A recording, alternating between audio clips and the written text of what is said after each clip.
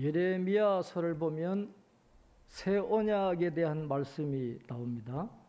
그 새 언약은 이제 예수님과 맺는 새 언약을 미리 계시하는 그런 말씀인데, 새 언약이 있으면 옛 언약이 있어야 되잖아요.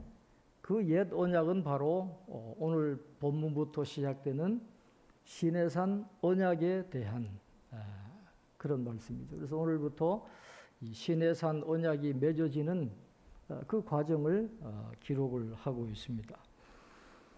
이스라엘 자손이 애굽 땅을 떠난 지 3개월이 되던 그날에 이제 시내 광야에 도착을 해서 거기 이제 진을 치게 되었다라고 말씀을 하는데, 이때가 이제 우리가 지키는 태양력으로는 한 6월 달 정도 되는, 나중에 이때가 이제 오순절 절기가 됩니다. 그때에 시내 광야에 도착을 하게 되죠. 이 시내 광야는 길이가 한 4km 정도 되고 너비가 한 0.8km 되는 광야를 이야기하는데, 그 안에 이제 시내산이 있어요. 그래서 이제 시내 광야라 그렇게 불리고 있습니다.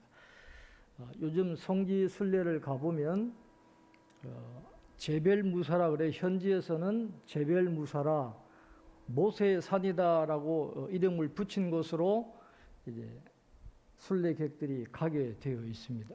거기 가면은 이제 성 캐더린 수도원이 있는데, 모세에게 현현하신 그 떨기나무가 이제 그 수도원 안에 있고, 산이지만은 우리가 생각하는 그런 푸른 산이 아니고 바위산입니다. 황망한 바위밖에 없어요. 비가 안 오니까 나무가 자라나봐야 그냥 겨우 떨기나무 정도만 조금 자라지 거의 나무가 없는 누런 그런 바위산이다, 그렇게 생각하시면 되겠습니다.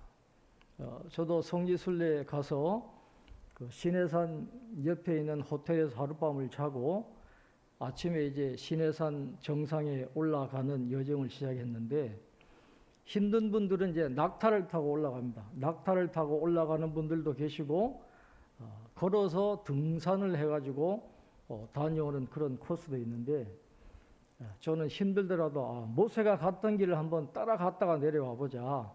그래서 걸어서 산 정상까지 올라갔다가 저녁에 내려온 그런 경험을 한 적이 있는데, 그 산 정상에서 모세가 하나님을 만났잖아요. 근데 그 산 정상에 섰던 그때의 감동을 지금도 잊지 못하고 있는데, 그 시내산이 있는 곳에서 이제 하나님과 모세가 만난 거예요.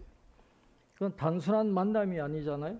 모세는 이스라엘을 대표하는 그런 인물로 산에 올라간 것이고, 하나님이 그 모세를 만나 주심으로 이제 이스라엘 백성들과 이제 언약을 맺기 위한 그 만남이 이루어지는 그 장면이 오늘 본문에 기록이 되어져 있습니다.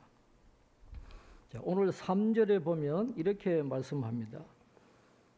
모세가 하나님 앞에 올라가니 여호와께서 산에서 그를 불러 말씀하시되, 너는 이같이 야곱의 집에 말하고 이스라엘 자손들에게 말하라. 이스라엘 자손들에게 말하라. 이건 하나님이 이제 이스라엘 백성들과 언약을 맺으시겠다라고 하는 의지를 나타내신 거거든요. 그런데 여기 3절에 보면 우리 기독교의 핵심적인 내용이 여기에 나옵니다. 그것이 뭐냐 하면, 사람이 먼저 하나님을 찾는 게 아니라는 거예요. 하나님이 먼저 인간을 찾으시는 것입니다. 모세가 하나님을 찾기 전에 하나님이 모세를 먼저 부르시는 거예요. 언제나 이니셔티브, 주도권은 하나님께 있지 사람에게 있는 게 아닙니다. 우리가 하나님을 찾는 게 아니라 하나님이 언제나 먼저 우리를 찾아오시는, 거기에서 기독교가 시작이 되는 것입니다. 하나님이 먼저 인간을 찾아서 생명의 길과 축복의 길을 제시해 주는, 이것이 바로 기독교의 핵심인데, 오늘도 하나님이 먼저 모세를 불러서 먼저 말씀하시는 그 모습이 오늘 3절에 나와 있습니다.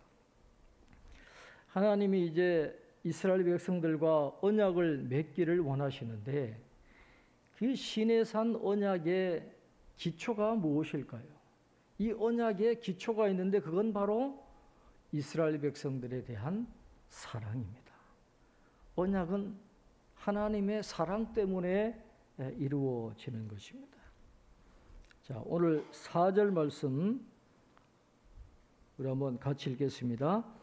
내가 애굽 사람에게 어떻게 행하였음과 내가 어떻게 독수리 날개로 너희를 업어 내게로 인도하였음을 너희가 보았느니라. 아멘. 독수리가 날개를 업어서 새끼를 기르는 것처럼 날개 훈련시키는 것처럼 그게 어미의 사랑이거든요. 그러니까 출애굽의 그 모든 역사는 이스라엘 백성들을 향한 하나님의 사랑 때문에 시작됐다라는 것입니다. 그래서 하나님이 사랑으로 출애굽시키신 그 이스라엘 백성들에게 지금 말씀하시는 거예요.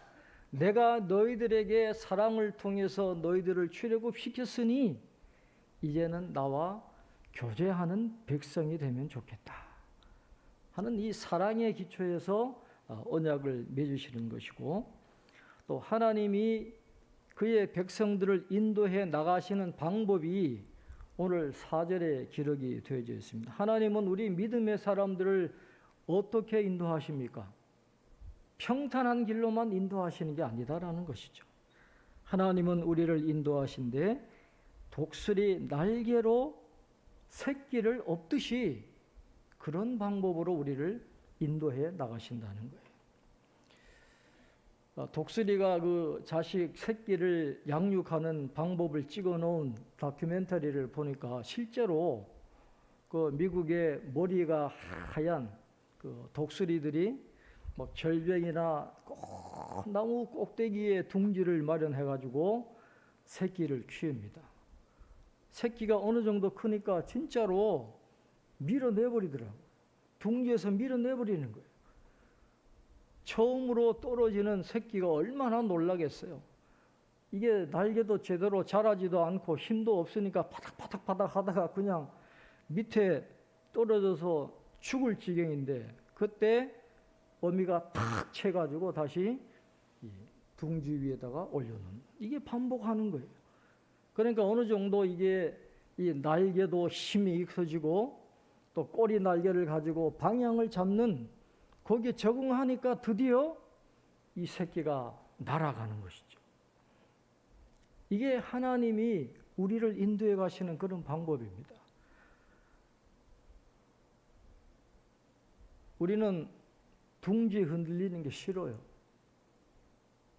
고통당하고 고난당하고 우린 그런 걸 별로 원하지 않아요. 그냥 편안하게 살았으면 좋겠고 그냥 누군가 먹여주는 그대로 그냥 앉아서 그냥 편하게 받아 먹고 살고 싶은데 그게 우리인데, 근데 하나님은 그렇게 두시지를 않아요. 둥지를 흔들어 버리시고 떨어뜨려 버리시는 거예요. 그 와중에서 인격적으로 성숙하게 하고 그런 문제에 부딪힐 수 있는 힘을 기르게 하는 것이 하나님의 뜻이지, 편안하게 그냥 사는 것은 하나님의 뜻이 아니다라는 거예요. 그래서 우리에게 닥치는 고난, 그런 어려움들은 하나님의 사람으로 성숙하게 하려고 하는 하나님의 계획 속에 이루어지는 하나님의 도구다라고 하는 그런 인식을 가지고 우리에게 닥쳐온 그런 고난과 그런 어려운 문제들을 우리가 직면해 나갈 필요가 있다라고 하는 것이죠. 하나님의 사랑에 기초해서 하나님이 이스라엘 백성들과 언약을 맺으시는 거예요. 언약은 쌍방간에 맺는 거니까 항상 여기에 뭐가 들어있습니까? 조건이 있는 거예요.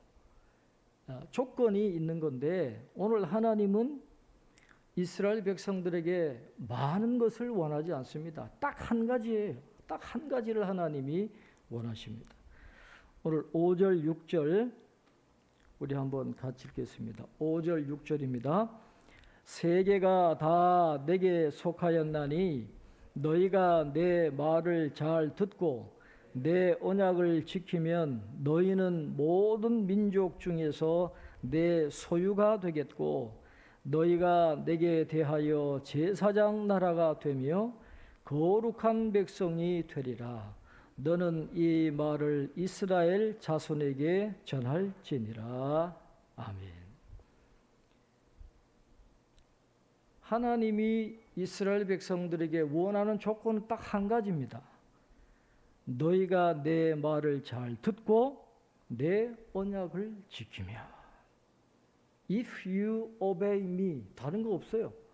하나님의 말씀을 잘 들으면, 순종하면, 요 한 가지만 잘하면 하나님이 오늘 본문에 세 가지 복을 주시겠다. 그렇게 말씀을 하고 있습니다.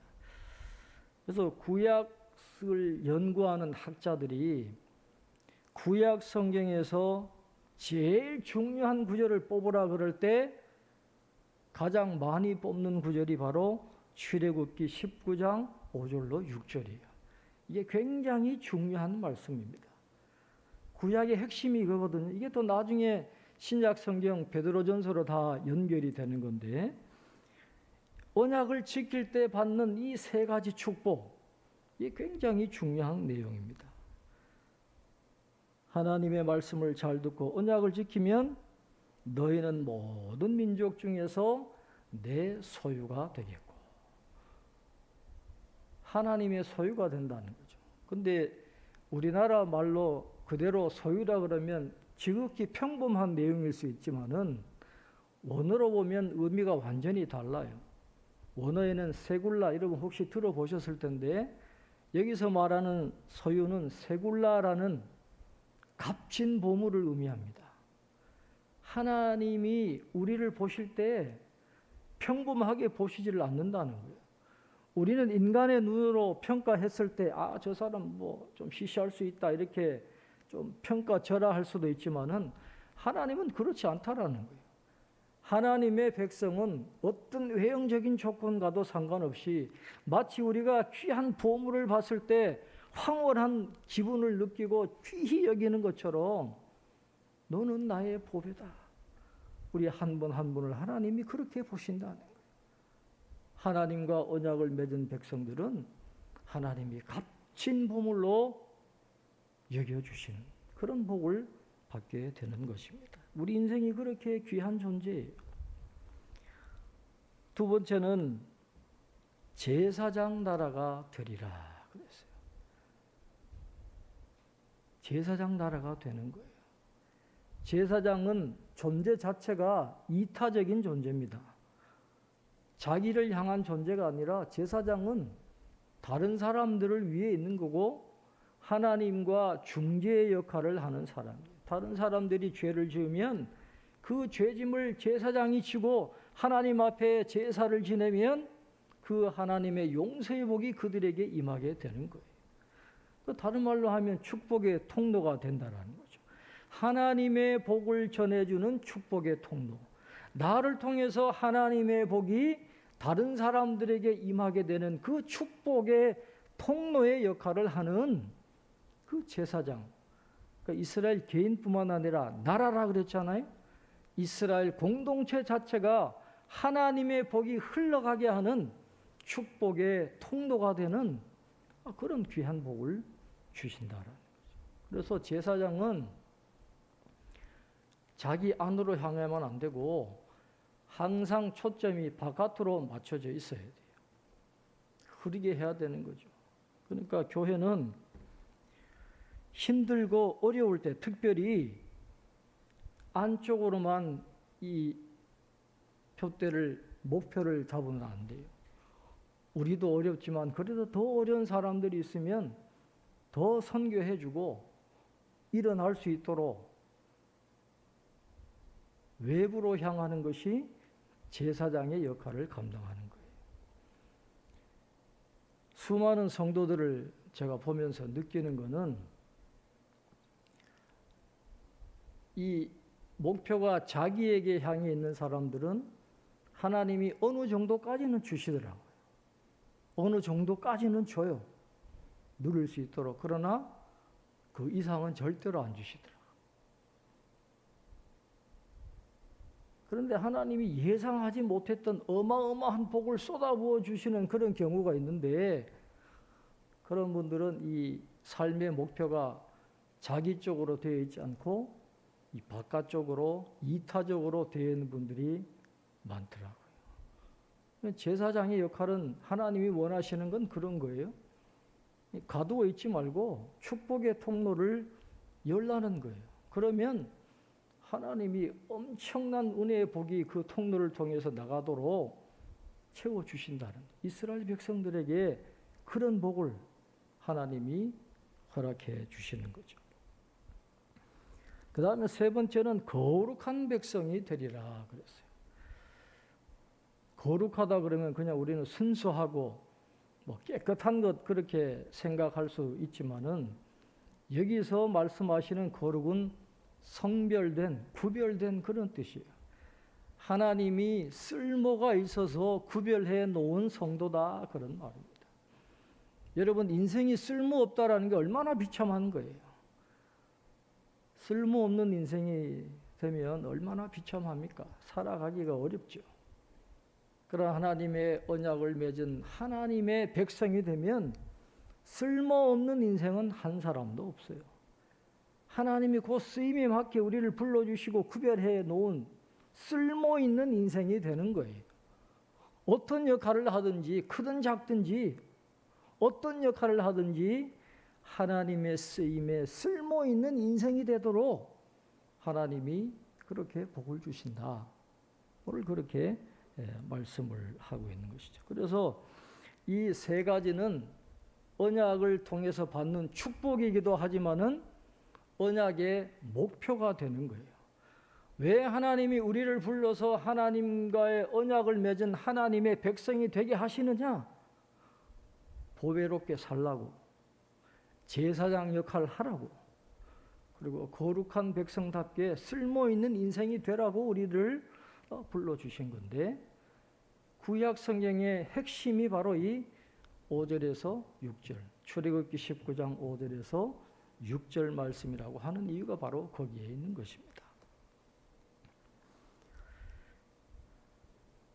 언약을 맺으시겠다라고 하는 뜻을 모세를 통해서 이스라엘 백성들에게 이야기하니까, 이스라엘 백성들이 여호와께서 명령하신 대로 우리가 다 행하리이다,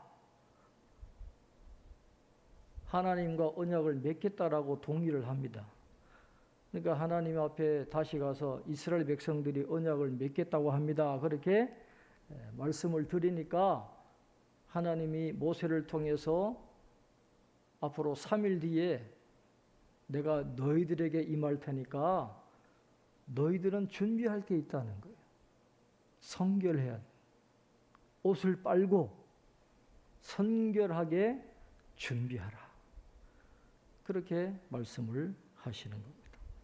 그래서 이스라엘 백성들이 선결하게 하고 옷을 빨고 마음을 가다듬고 준비가 되니까 이제 3일째에 하나님이 나타나시는 건데, 자 12절 13절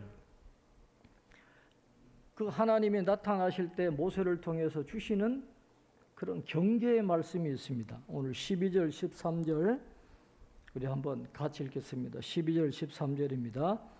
너는 백성을 위하여 주위에 경계를 정하고 이르기를, 너희는 산과 산에 오르거나 그 경계를 침범하지 말지니 산을 침범하는 자는 반드시 죽임을 당할 것이라.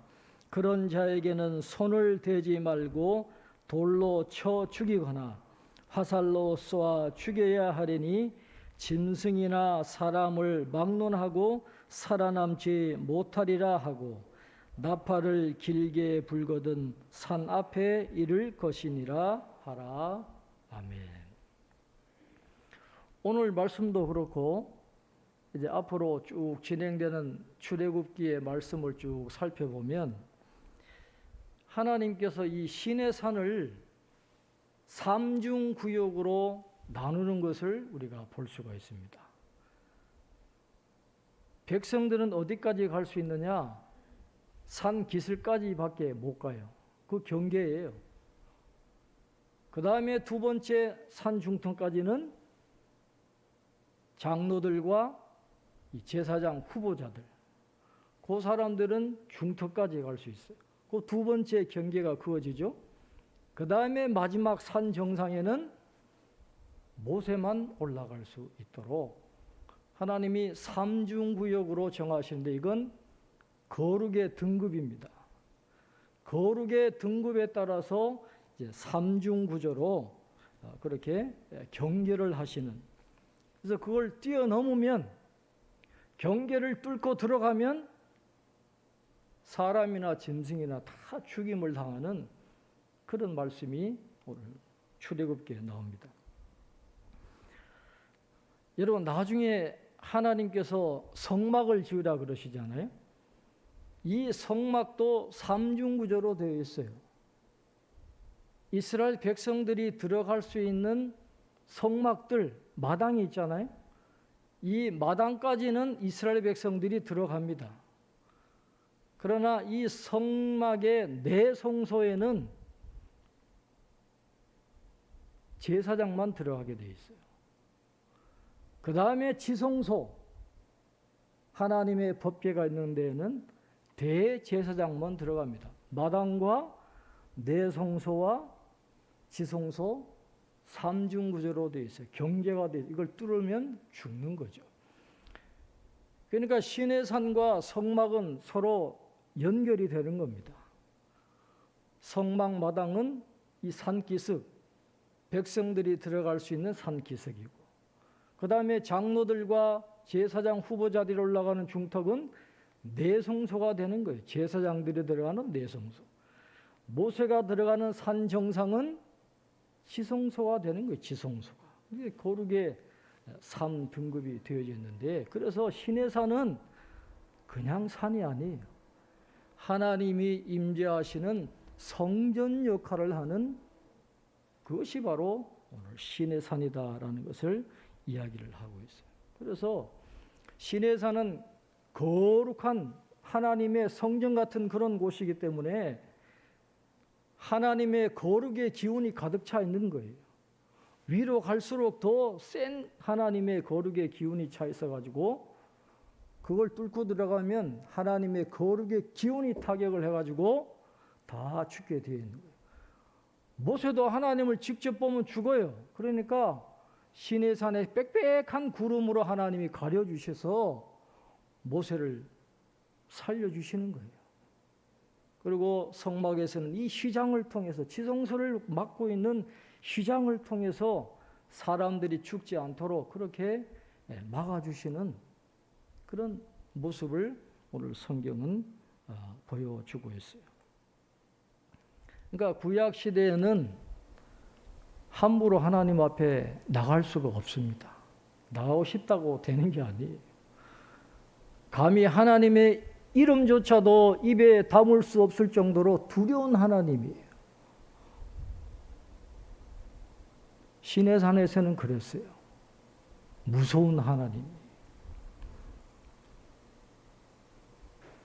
그러나 신약 시대로 넘어오면, 새로운 계약을 맺으면 전혀 다른 놀라운 은혜가 임하게 되는 거죠.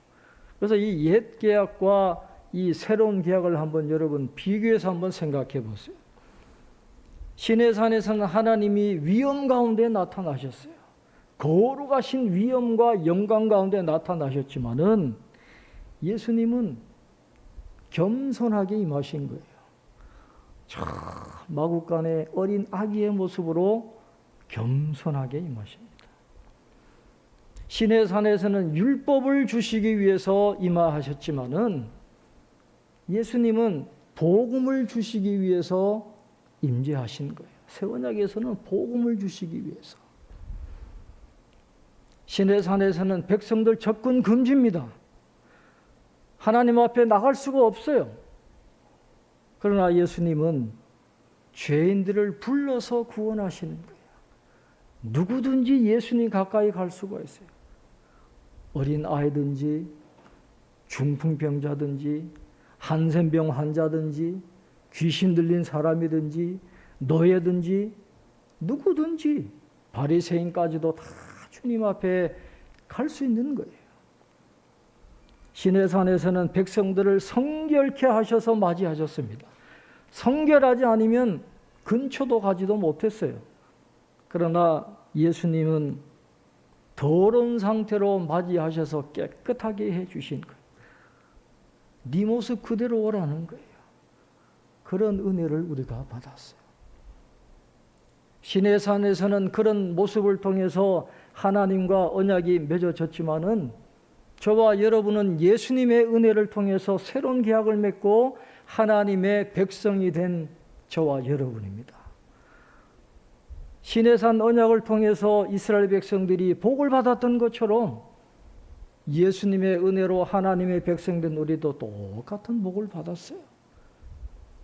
우리가 하나님 앞에 거룩한 성도일 뿐만 아니라 제사장이 되고 하나님 앞에 값진 보물이 되는 그런 은혜를 받았고 또 그렇게 살아야 되는 정체성이 우리에게 주어져 있는 거예요.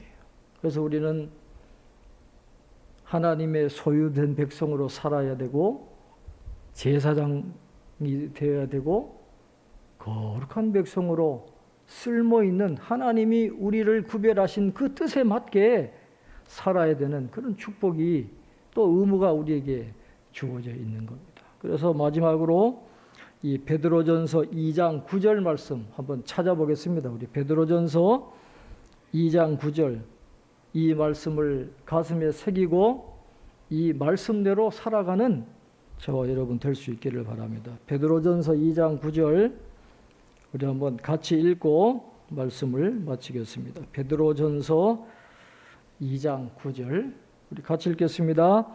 그러나 너희는 택하신 족속이요 왕같은 제사장들이요 거룩한 나라요 그의 소유가 된 백성이니 이는 너희를 어두운 데서 불러내어 그의 기이한 빛에 들어가게 하신 이의 아름다운 덕을 선포하게 하려 하심이라.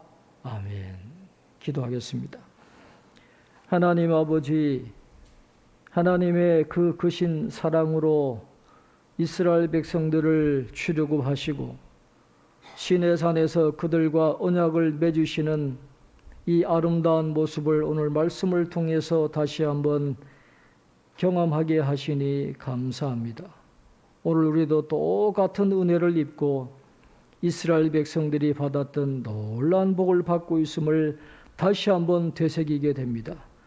우리가 하나님의 택하신 족속이요 왕같은 제사장들이요 거룩한 나라임을 잊지 않도록 도와주시고 하나님의 축복과 통로가 되어서 하나님의 축복을 많은 사람들에게 흐리게 하는 제사장다운 삶을 살게 하시고 거룩한 성도답게 하나님 앞에 쓸모있는 인생을 살아가는 저희들 되게 축복해 주시옵소서.